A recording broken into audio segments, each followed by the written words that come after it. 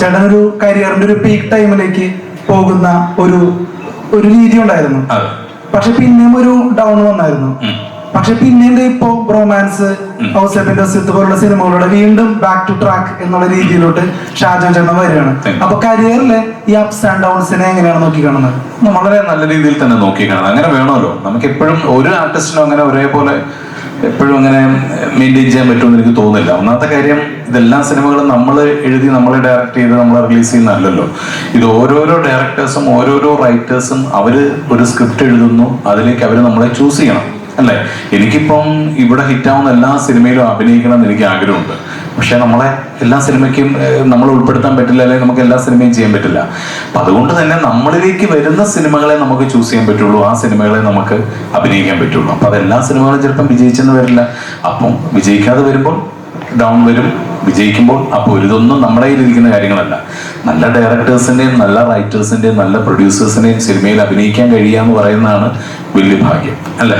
അപ്പൊ അതൊന്നും ഒരു ആക്ടറുടെ മാത്രം കാര്യമല്ല. ഈ അപ്പ് ആൻഡ് ഡൗൺസ് എന്ന് പറയുന്നത് ഒരു ആക്ടറുടെ മാത്രം കയ്യിലിരിപ്പ് കൊണ്ട് വരുന്ന, അല്ലെങ്കിൽ അദ്ദേഹത്തിന് മാത്രം കുഴപ്പമല്ല. അത് നല്ല സിനിമകളിൽ അദ്ദേഹം ഭാഗമാകുമ്പോൾ അദ്ദേഹത്തിന് നല്ല സിനിമകൾ വരും, അത് മാത്രമേ ഉള്ളൂ. അതാണ് അതിന്റെ എല്ലാവർക്കും ഉണ്ടാകും കേട്ടോ. റൈറ്റേഴ്സിനും ഡയറക്ടേഴ്സിനും പ്രൊഡ്യൂസേഴ്സിനും എല്ലാം ഈ അപ്പ് ആൻഡ് ഡൗൺസ് ഉണ്ടാവും കേട്ടോ. അപ്പൊ അതും നമുക്ക് മാത്രം എല്ലാവർക്കും വരുന്നതാണ്. ഡൗൺസ് വരുമ്പോൾ നമ്മൾ അതിൽ നിന്ന് നല്ല കാര്യങ്ങൾ പഠിച്ച് ഇനി ഡൗൺ ആവാതിരിക്കാൻ വേണ്ടിയിട്ട് നമ്മൾ ഹാർഡ് വർക്ക് ചെയ്യാം. അപ്പൊ നമ്മൾ അപ്പ് വരും. അങ്ങനെയാണല്ലോ ലൈഫ് എന്ന് പറയുന്നത്. അങ്ങനെയാണല്ലോ. നല്ല രീതിയിൽ തന്നെ നോക്കുകയാണ്, അത്രേ ഉള്ളൂ. മലയാള സിനിമയിലെ ഏറ്റവും മികച്ച സംവിധായകരിൽ ഒരാളായിട്ടുള്ള ജിത്തു ജോസഫ് സാറിന് ഷാജോൺ ചേട്ടന് ഒരു പ്രത്യേക ഇഷ്ടമുണ്ടെന്ന് തോന്നിയിട്ടുണ്ട്. ചേട്ടന് തോന്നിയിട്ടുണ്ടോ? എന്താണ് ഇഷ്ടത്തിന് കാരണം? അങ്ങനെ പ്രത്യേക ഇഷ്ടമുണ്ടെന്ന് എനിക്ക് തോന്നിയിട്ടില്ല. അങ്ങനെ ഉണ്ടെങ്കിൽ അദ്ദേഹത്തിന്റെ എല്ലാ സിനിമകളിലും എന്നെ വിളിക്കണമല്ലോ. ദൃശ്യം കഴിച്ചിട്ട് അങ്ങനെ വിളിച്ചിട്ടില്ല. അപ്പൊ ഞാനും അതിന്റെ കാര്യം ചോദിച്ചിട്ടുണ്ട്. അപ്പൊ അദ്ദേഹം എന്നോട് പറഞ്ഞിട്ടുള്ളത്, അദ്ദേഹത്തിന് ആവശ്യമുള്ളപ്പോഴേ അദ്ദേഹം വിളിക്കുള്ളൂ. ഞാൻ ജിത്തു ജോസഫ് എന്നൊരു ഫിലിം മേക്കറെ മനസ്സിലാക്കിയിട്ടുള്ളത്, ആവശ്യമില്ലാതെ ഒന്ന് ഫോൺ ചെയ്യുന്നതോ ആവശ്യമില്ലാതെ അദ്ദേഹത്തിനെ കുറിച്ച് പോയിട്ട് സംസാരിക്കുന്നോ അദ്ദേഹത്തെ പോയി കാണുന്നതോ ഒന്നും ഇഷ്ടമല്ലാത്ത ഒരാളാണ് അദ്ദേഹം.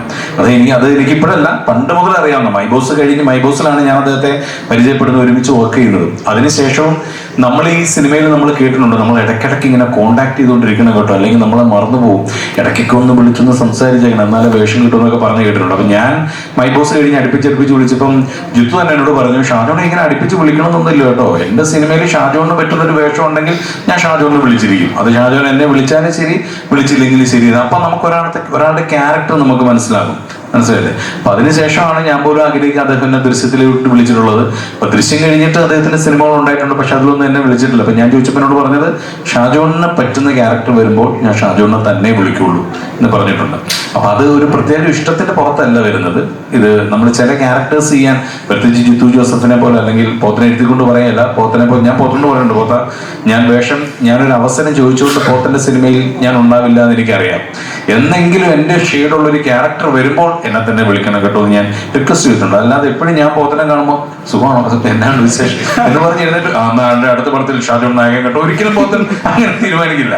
അവരുടെ സിനിമകൾ നമുക്ക് പറ്റുന്ന ഒരു ക്യാരക്ടർ വന്നാൽ നമുക്ക് ഷാജോണിനെ ഒന്ന് ട്രൈ ചെയ്താലോ എന്ന് ചിലപ്പോൾ തോന്നിയേക്കാം. അതിനു വേണ്ടിയിട്ട് നമ്മൾ നല്ല നല്ല വേഷങ്ങൾ ചെയ്യാം. ഇവരെ പോലുള്ള പോത്തനെ പോലെ ജിത്തു ജോസഫ് അതുപോലുള്ള കഴിവുകൾ തെളിയിച്ച് ഇപ്പോഴും നല്ല നല്ല സിനിമകൾ തന്നുകൊണ്ടിരിക്കുന്ന ഡയറക്ടേഴ്സിന്റെയും റൈറ്റേഴ്സിന്റെയും പ്രൊഡ്യൂസേഴ്സിന്റെയും ശ്രദ്ധയിൽപ്പെടത്തക്ക രീതിയിലുള്ള ക്യാരക്ടേഴ്സ് ചെയ്യാൻ നമ്മൾ ശ്രദ്ധിക്കുക. ആ ഒരു ഡിസിപ്ലിൻ നമ്മൾ മെയിൻറ്റെയിൻ ചെയ്യുക, അത്രേ ഉള്ളൂ.